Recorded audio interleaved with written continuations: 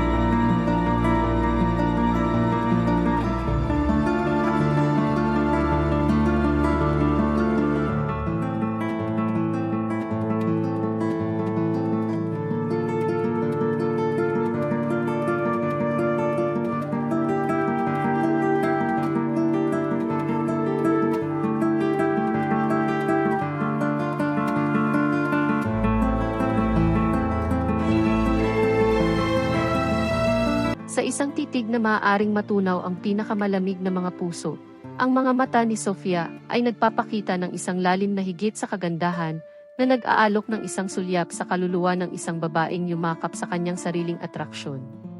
Ang malasutla niyang buhok ay bumagsak tulad ng isang talon sa hating gabi, na binabalangkas ang isang mukha na nagpapakita ng misteryo at pagnanasa. Ang paglalakbay ni Sofia sa buhay ay isang sensual na sayaw kung saan ang bawat hakbang ay nag-iiwan ng hindi maalis na marka sa puso ng mga mapalad na masaksihan siya sa mga catwalk ng mga kaakit-akit na pahina ng fashion.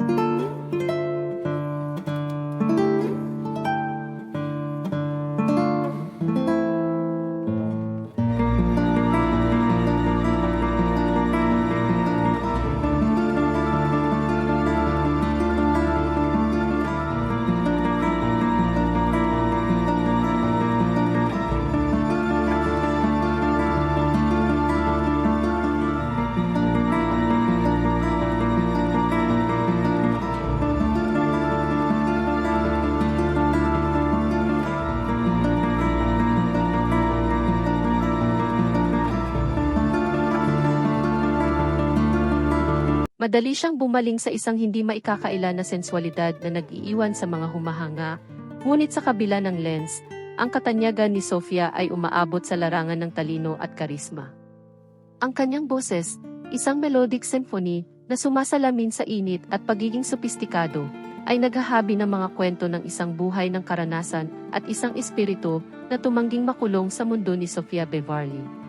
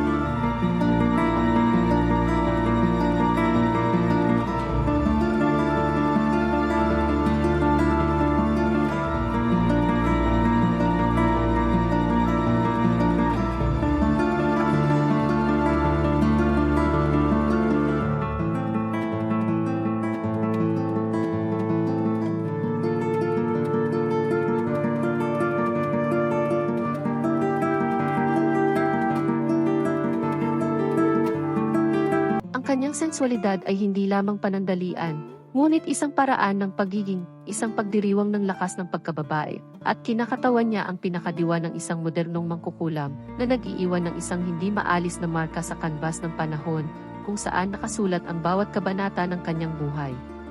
Na may tinta ng pagsinta at Cops de Grace.